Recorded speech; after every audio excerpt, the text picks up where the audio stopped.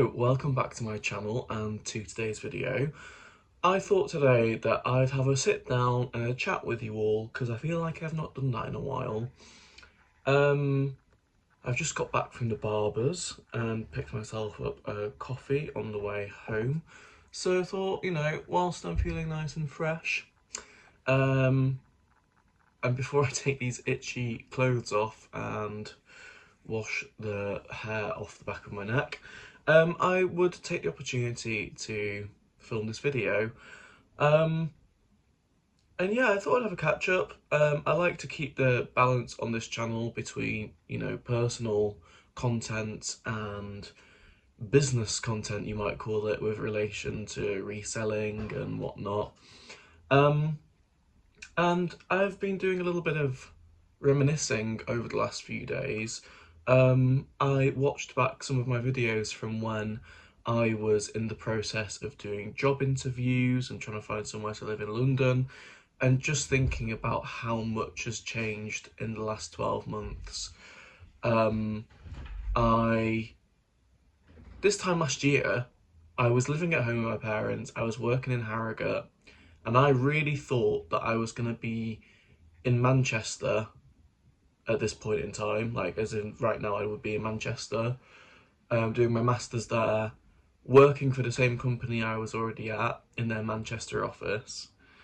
And how wrong I was, because here we are now in London and life is so very different. I'm working for a completely different company, doing a completely different university course with, I would say, arguably far more opportunities open to me now than if I'd gone to Manchester.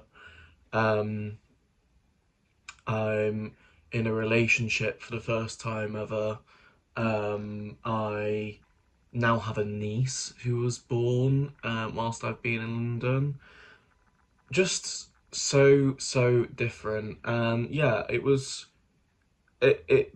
quite emotional watching back those videos, thinking how little I knew about London, how little I knew about the different side of architecture, because where I'm working now is so different to where I was before. And also really nicely how much happier I am now, because when I was living at home, it sometimes could be a bit lonely. I think that's why I did more reselling as well. I had the time to do it. I needed something to occupy myself. Most of my friends from home had moved away by the time I was leaving. Well, when I came back from uni and to moving back down to London in that period, most of my mates weren't around anymore. They were all in their own respective cities, and so yeah, I did travel around on weekends to see them. But during the week, my routine was get home from work, chill, have dinner with my parents, and then chill before bed. Whereas now, it's so very different. I'm doing all sorts on weeknights and weekends, and my social life is far improved. Yeah, it's just so different, and I know I keep banging on about that, but it just is. And I think this sort of reflection has just really highlighted to me how much my life has changed. Moving to London, it was such a positive process, and I was really pleased at how quickly it felt normal. But I think that's prevented me from understanding just how big of a change I've gone through in the last 12 months. And it is kind of crazy, because what I'm doing now 12 months ago did not seem like a remote possibility, and now it's my life, and the opportunities and avenues that it's open for me is incredible, and that's so exciting, and I'm so thankful that things have turned out the way that they have done, because it genuinely is bettering my life for it.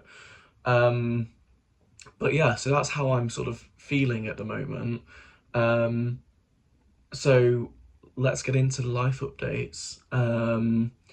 Where to start? We'll start with things back home. So Maisie, my niece, is now 6 months old. So that means that I am now 24 and a half, because for anyone who doesn't know, me and her share the same birthday.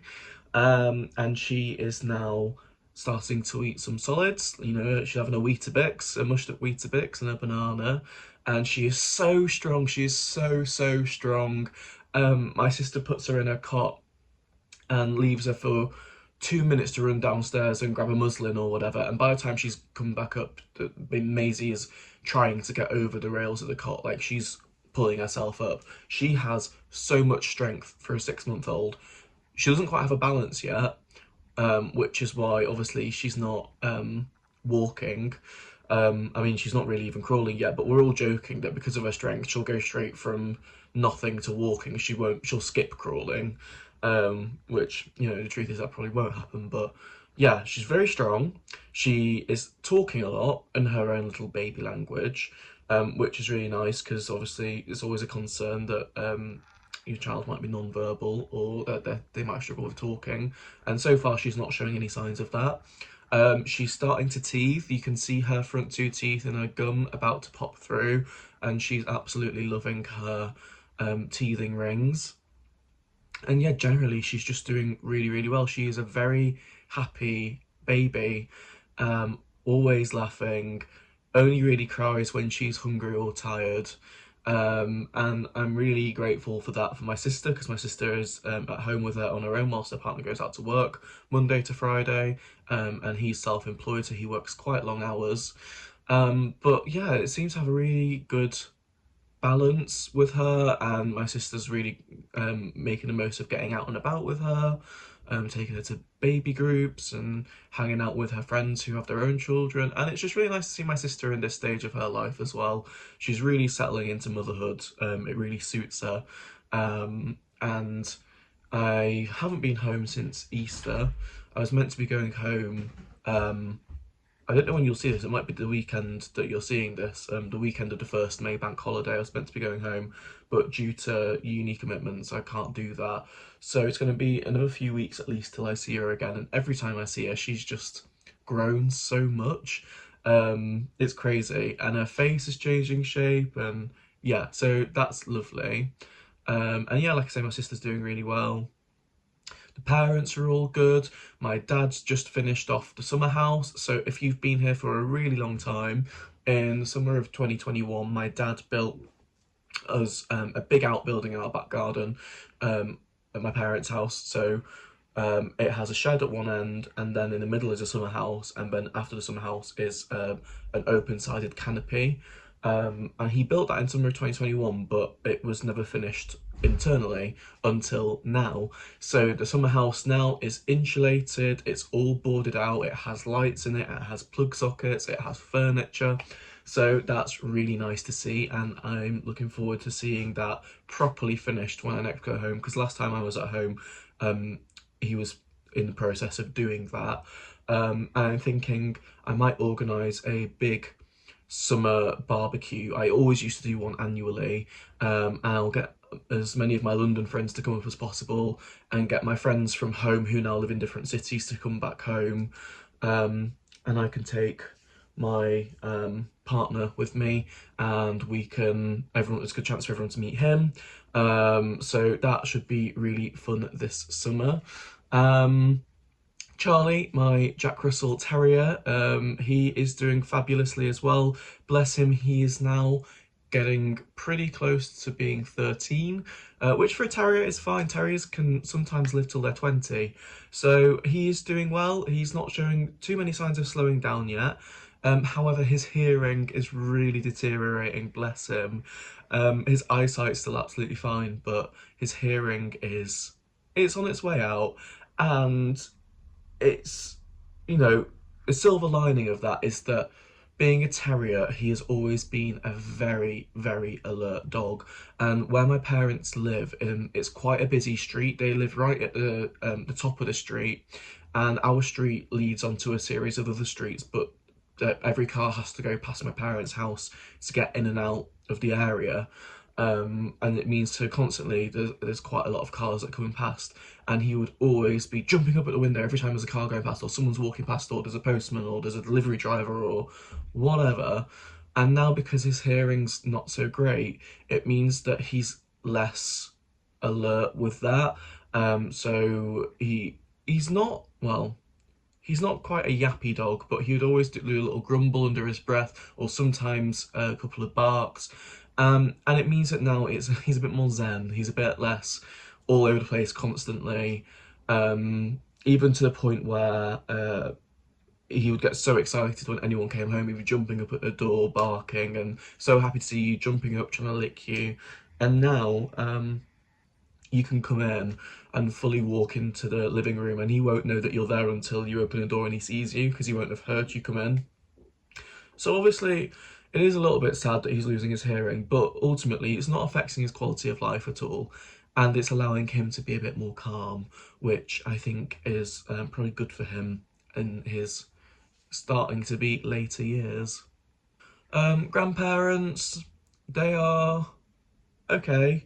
Um, my dad's parents, who I don't think I've ever really spoken about too much on YouTube, um, they've always been very young for their age, and unfortunately, we're getting to the stage now where life is starting to catch up with them a bit. And I don't know if I've mentioned it on here, but my granddad got diagnosed with heart failure over a year ago now, and he's been managing with it very well. But a few weeks ago, he developed pneumonia and had to go into hospital. And my grandma is physically pretty much okay. She's had arthritis for many years, but it's not too well. It does impact her life. She is very stiff and sore. Her joints ache a lot, but she can still get out and about, and she's not immobilized by it, so that's okay. However,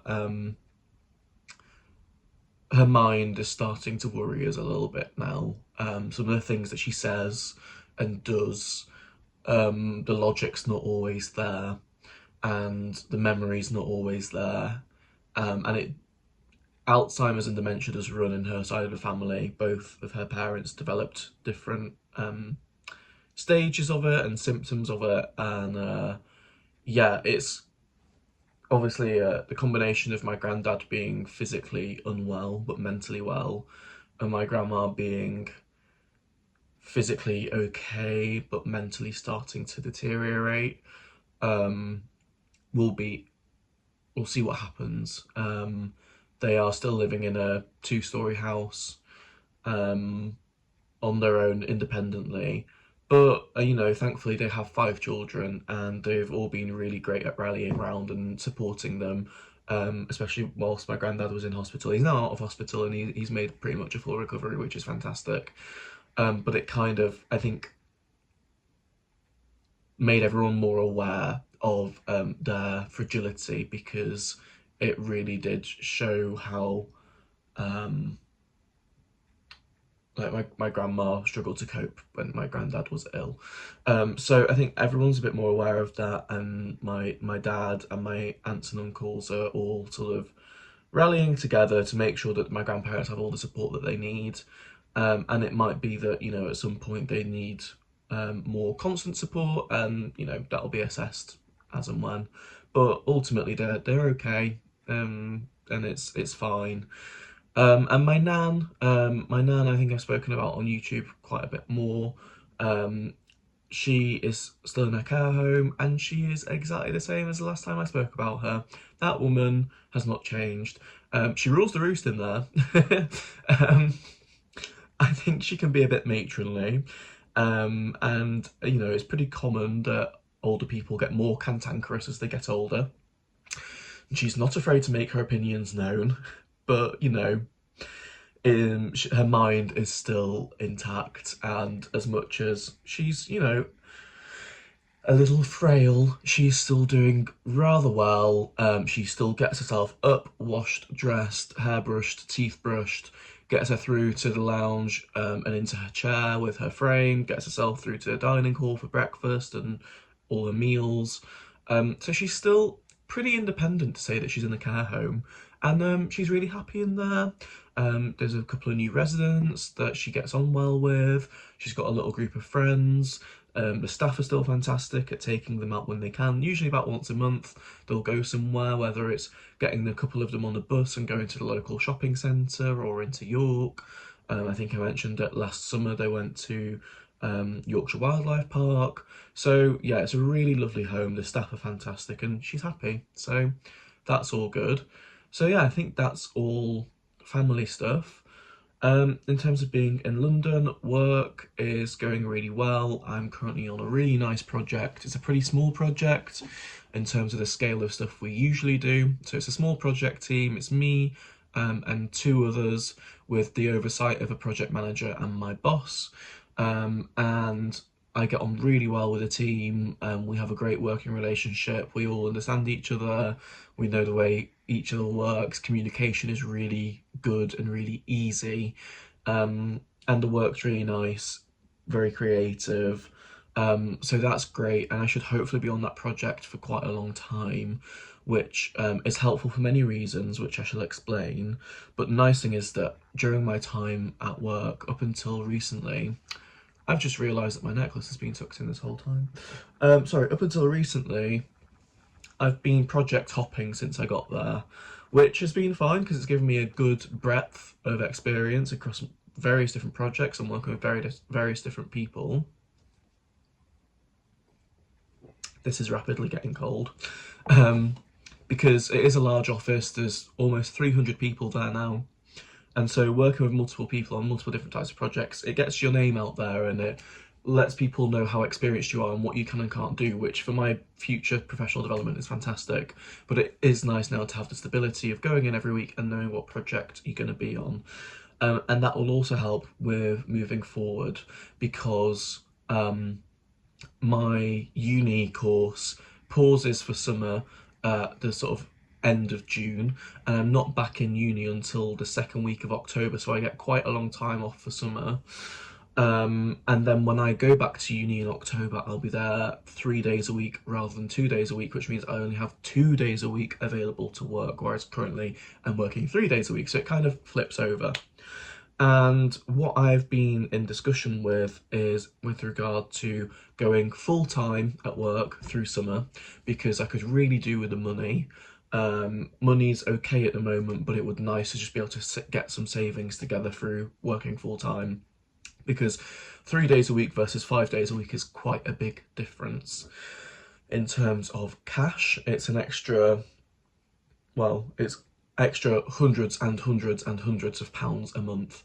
So yeah, big difference. And so I've been in talks of going full time through summer. Currently, I'm on a fixed term contract that's supposed to end at the start of September because I started at the start of September in 2023. But I'm in talks to extend my contract at the very least until I go back to uni in October and go full time through the summer. That's pretty much signed off, pretty much is guaranteed to be happening. So that is fantastic. But then the other discussion point is if they can allow me to work 2 days a week during my second year at uni. I have a really lovely director who is very supportive and doing what he can to help.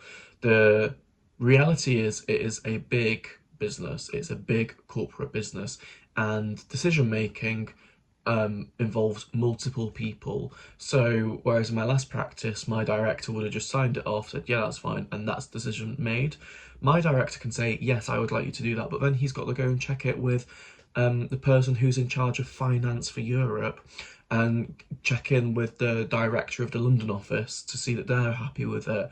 And check in with the project team to see if they think it would work, because the scale of projects that we work on, 2 days a week isn't a great amount of time to have an efficient amount of work being produced by me, which I understand because 3 days as it stands does work, but it's not the easiest and it can cause some complications, so 2 would be even more difficult.